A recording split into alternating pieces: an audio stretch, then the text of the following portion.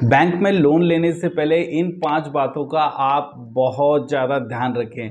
देखिए, आपके पास में फाइनेंस की ज़्यादा नॉलेज नहीं होने का ये बैंकर्स काफ़ी ज़्यादा फ़ायदा उठाते हैं और इसी वजह से ये लोग काफ़ी ज़्यादा आपसे इंटरेस्ट चार्ज कर देते हैं। इंटरेस्ट में भी अलग-अलग के टाइप के इंटरेस्ट रेट होते हैं और अलग-अलग टाइप का इंटरेस्ट होता है। तो इस वीडियो में हम वो 5 पॉइंट्स समझेंगे जिनसे हम लाखों रुपए बचा सकते हैं। तो सबसे पहला पॉइंट है हमारा कि जब हम बैंक के पास जाएं तो जिस बैंक से हम लोन ले रहे हैं उससे हमें पूछना चाहिए कि भाई आप हमारा इंटरेस्ट कैसे कैलकुलेट करने वाले हो। तो मोस्टली लोगों को, तो ज़्यादातर लोगों को आप में से शायद नहीं पता होगा कि इंटरेस्ट रेट तो एक ही होता है। उनको लगता होगा नहीं, इंटरेस्ट रेट दो अलग तरीके से कैलकुलेट किया जाता है। एक होता है आपका flat rate of interest rate होता है, दूसरा आपका होता है रिड्यूसिंग रेट ऑफ इंटरेस्ट। तो आपका किस तरीके से कैलकुलेट वो बैंक जिससे आप लोन लेने वाले हो या वो फाइनेंस कंपनी जिससे आप लोन लेने वाले हो, पर्सनल लोन लेने वाले हो, वो किस तरीके से आपका जो इंटरेस्ट है वो कैलकुलेट करेंगे। देखिए, एक एग्जांपल के थ्रू समझते हैं। सपोज हमने 5 लाख रुपए लिए और 12% के रेट ऑफ इंटरेस्ट पे, राइट, ये हमारा हो गया फ्लैट रेट ऑफ इंटरेस्ट पे कैलकुलेट करते हैं हम सबसे पहले। तो 5 लाख 12% और 5 साल के लिए, तो इसको जब हम कैलकुलेट करेंगे 12% के अकॉर्डिंगली तो हमारा इंटरेस्ट बनेगा 3 लाख रुपए 5 साल में। तो टोटल अमाउंट हमें पेड करना होगा यहाँ पर लगभग, हमारा प्रिंसिपल हमारा 5 लाख और 3 लाख हमारा इंटरेस्ट, तो हो गया हमारा 8 लाख रुपए हमें भरना होगा। अब देखिए कितना बेनिफिट हो सकता है हमारा। अब दूसरा कैलकुलेट करते हैं हम रिड्यूसिंग। रिड्यूसिंग में क्या होगा कि सेम हमारा वो 5 लाख का लोन, 12% का रेट ऑफ इंटरेस्ट और 5 साल के लिए लोन, बट यहां पर जो हमारा इंटरेस्ट जो जाने वाला है ना वो जाएगा सिर्फ 1,67,333 रुपीज। अब ये डिफरेंस अमाउंट कैसे आया तो हम समझते हैं। देखिए, फ्लोटिंग रेट ऑफ जो फ्लैट रेट ऑफ इंटरेस्ट है वो आपका टोटल अमाउंट पे एक ही बार में कैलकुलेट कर लिया जाता है। जैसे 5 लाख और वो जो टोटल अमाउंट है 12% के अकॉर्डिंग 5 ईयर्स में जो इंटरेस्ट लगा वो टोटल पे कैलकुलेट हो गया। बट आप हर महीने ईएमआई भर रहे हैं तो उसमें से एक सर्टेन अमाउंट इंटरेस्ट का जाने के बाद में एक कुछ अमाउंट आपका प्रिंसिपल मुद्दल भी तो जमा होता है। तो मुद्दल हर महीने जमा होते हुए जा रहा है तो प्रिंसिपल जो टोटल अमाउंट है आपका धीरे धीरे वो भी तो कम होते जा रहा है ना। तो कम वाले अमाउंट पे इंटरेस्ट लगना चाहिए ना, जो अमाउंट बचा है आपका उस पे इंटरेस्ट लगना चाहिए, ना कि टोटल अमाउंट का पूरा 5 साल के लिए कैलकुलेट करना चाहिए, राइट। तो इसीलिए आपका रिड्यूसिंग, कभी भी हमें अगर लोन लेना है, पर्सनल लोन लेना है तो हमें रिड्यूसिंग रेट ऑफ इंटरेस्ट पे ही लेना है। देखिए, अब दोनों में डिफरेंस कैलकुलेट कर लेते हैं। एक जगह हमारा जो फ्लैट रेट ऑफ इंटरेस्ट था, दोनों का रेट ऑफ इंटरेस्ट सिमिलर है। आप समझेंगे, किसी बैंक से अगर किसी ने पूछा, किसी पर्सन ने, कि भाई क्या रेट ऑफ इंटरेस्ट है, वो बोलेगा 12%, दूसरा ही बोल रहा है 12%। बट दोनों में गलती क्या कर दी हमने हमने पूछा ही नहीं किस टाइप का इंटरेस्ट चार्ज करने वाले हैं। वो फ्लैट पे ले रहे थे और ये रिड्यूसिंग पे ले रहे थे। तो यहां पर कस्टमर को ऑलमोस्ट डबल, यहां के कंपेरेटिवली फ्लैट में लगभग ऑलमोस्ट डबल इंटरेस्ट पेड करना पड़ रहा है। देखिए, यहां 3 लाख, यहां पे सिर्फ 1,67,000 इंटरेस्ट पेड करना था उसे 5 ईयर्स में। तो ये हो गया हमारा सबसे इंपॉर्टेंट फर्स्ट पॉइंट कि हमें फ्लैट रेट ऑफ इंटरेस्ट पे पर्सनल लोन लेना चाहिए या फिर हमारा रिड्यूसिंग रेट ऑफ इंटरेस्ट पे हमें लेना चाहिए। अब आ जाते हैं हमारा सेकेंड इंपॉर्टेंट पॉइंट कि ये देखिए, हम जिस बैंक में या फाइनेंस कंपनी में जब लोन लेने के लिए जा रहे हैं तो उनसे ये पूछें भाई फोरक्लोजर चार्जेस क्या है। अब ये फोरक्लोजर चार्जेस क्या हो गए। देखिए, हमने लोन लिया है कितने साल के लिए, 5 ईयर्स के लिए। एक एग्जांपल के थ्रू समझ रहे हैं हम, 5 ईयर्स के लिए पकड़ के चल रहे हैं। आप 3 ईयर्स के लिए ले सकते हैं, 2 ईयर्स के लिए, तो उसमें भी ये चीज सिमिलर ही होने वाली है। हम 5 ईयर्स का एग्जांपल पकड़ के चल रहे हैं तो उसमें आपने लोन लिया समझो 5 ईयर्स के लिए। अब देखिए, 5 ईयर्स में की जगह आपके पास में 3 साल में ऐसा हुआ कि आपके पास में पूरा फंड्स आ चुका है और आप उसको पूरे लोन को क्लोज करना चाहते हैं। तो उस टाइम पे तो बैंक क्या बोलेगा कि भाई हमने आपको जब लोन दिया था तो हमारा तो टोटल इतना इंटरेस्ट बनने वाला था, वो हमारा मार्जिन था।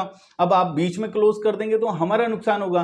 तो बैंक क्या करते हैं, एक सर्टन चार्जेस लेते हैं आपके फोर क्लोजर के नाम पर, कोई 3% 4%। तो वो हिसाब से आपने बैंक में ये पहुंचना बहुत जरूरी है कि हमारे पास में अगर पार्ट पेमेंट आता है और हम फोरक्लोज करते हैं लोन को, तो हमें कितना इंटरेस्ट पेड करना पड़ेगा। तो ये कंपैरिजन बहुत ज़्यादा इंपॉर्टेंट है। तो 4-5 बैंक जिनसे भी हम इंक्वायरीज कर रहे हैं या फाइनेंस कंपनीज जिनको भी हमने लिस्ट आउट करके रखा हुआ है, तो उन सब से ये पॉइंट भी पूछना जरूरी है कि फोरक्लोजर चार्जेस आपका क्या रहेगा।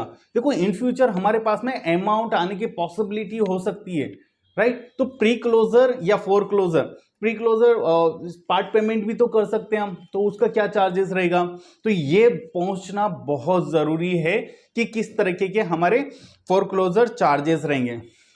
अब इसके अलावा एक और पॉइंट आ जाता है कि कई बार बैंक्स है ना लॉकिंग पीरियड लगा देते हैं कि भाई बैंक्स या फाइनेंस कंपनीज दोनों, कि भाई कई बैंक्स में मोस्टली वैसे 1 ईयर का लॉकिंग पीरियड होता है कि 1 ईयर तक आप उसको फोर क्लोज नहीं कर सकते। 1 साल तक आप उसको लोन को क्लोज नहीं कर सकते हैं, उसके बाद में कर सकते हैं, वो भी पेनल्टी देकर।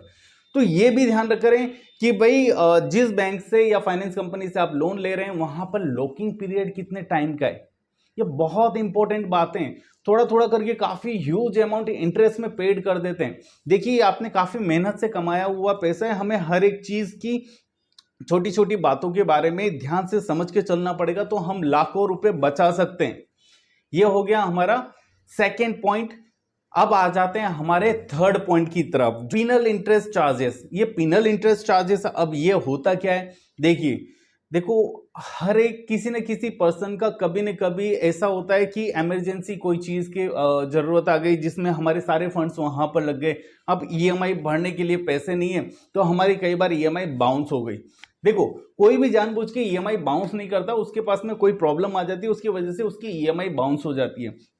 तो एक अच्छा फाइनेंशियल प्लानर वही पर्सन है जो अच्छे और बुरे वक्त की तैयारी पहले से करके रखे, उसे प्लानिंग एक सिस्टमेटिकली सारी चीजों के बारे में पता हो पहले से।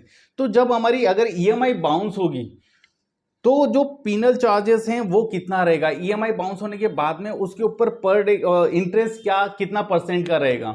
देखिए एक ये बहुत इंपॉर्टेंट बात है और इसको लाइटली नहीं लेना चाहिए। देखिए आपने लोन लिया है 12% के एनुअल रेट ऑफ इंटरेस्ट पर, बराबर, बट आपका जो पिनल चार्जेस होते हैं वो ऑलमोस्ट 1% से लेके 5% के बीच में होते हैं, और ये एनुअली नहीं होते, ये मंथली होते हैं। तो मंथली 5% का एक ह्यूज अमाउंट इंटरेस्ट रेट होता है, काफी ज्यादा। तो ये चीज का जरूर ध्यान रखें कि भाई वो पिनल इंटरेस्ट चार्जेस कितना लगा रहे हैं, राइट, 4%, 5%, 3%, और सभी बैंकों से वो कंपैरिजन करें कि पिनल इंटरेस्ट चार्जेस आपके कितने हैं, राइट।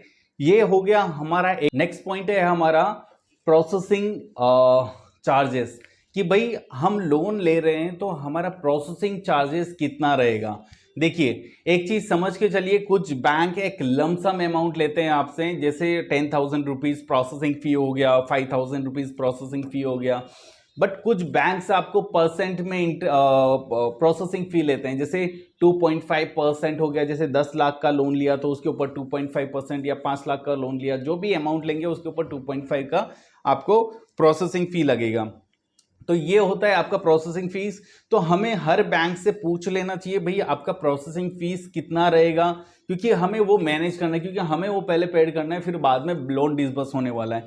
ये तो चीज होगी प्रोसेसिंग फी की। अब प्रोसेसिंग फी में एक और इंपॉर्टेंट बात होती है कि भाई अगर सपोज वो प्रोसेसिंग फी जो ले रहे हैं, कई बैंक्स क्या करते हैं, वो प्रोसेसिंग फी लोन में ऐड कर देते हैं। जैसे आपने 10 लाख का लोन लिया और अगर समझो बैंक की फीस हुई 20,000 रुपीज, राइट, तो वो बैंक आपको वो लोन में ऐड ऑन करके दे देंगे। और 10 लाख का लोन जरूर लिया, 10 लाख का, बट आपको अमाउंट जो डिसबर्समेंट होगा वो नेट 80,000 रुपीज का, 20,000 रुपीज आपका वहां पर जो है वो प्रोसेसिंग फी लोन में ही ऐड हो जाता है, उसे आपको पेड करने की जरूरत नहीं रहती है।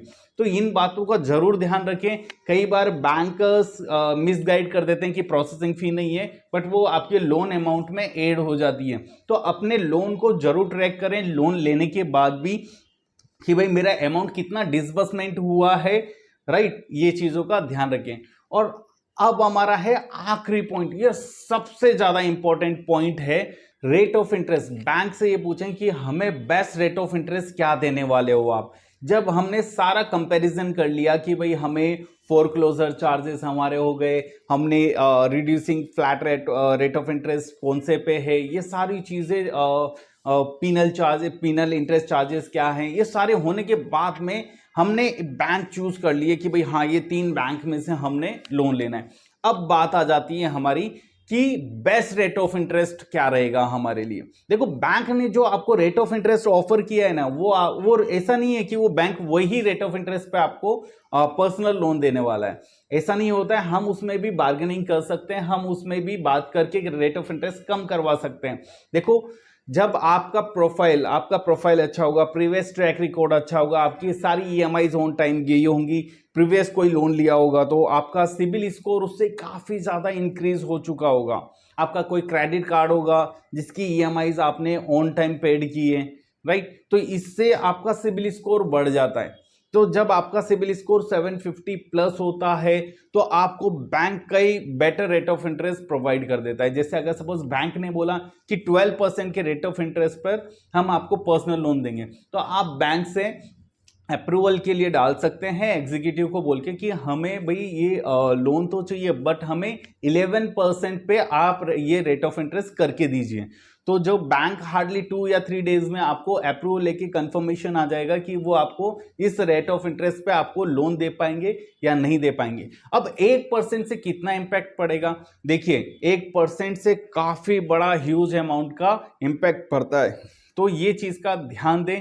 ऑलरेडी अगर सपोज आपने होम लोन के रिगार्डिंग कैलकुलेशन करनी है कि मेरा होम लोन कितना बैठेगा, मुझे होम लोन कितना मिलेगा, मेरी सैलरीज कितनी है, मुझे एलिजिबिलिटी चेक करनी है कि मुझे कितना लोन मिल सकता है होम लोन, या फिर फ्लैट लेने से पहले किन बातों का ध्यान रखें, ये सारी वीडियोस हमने बना रखी हैं और आपको डिस्क्रिप्शन बॉक्स में आपको उस वीडियो का लिंक आपको मिल जाएगा, राइट। इस तरह की फाइनेंशियल वीडियोस देखने के लिए हमारे चैनल को सब्सक्राइब करें।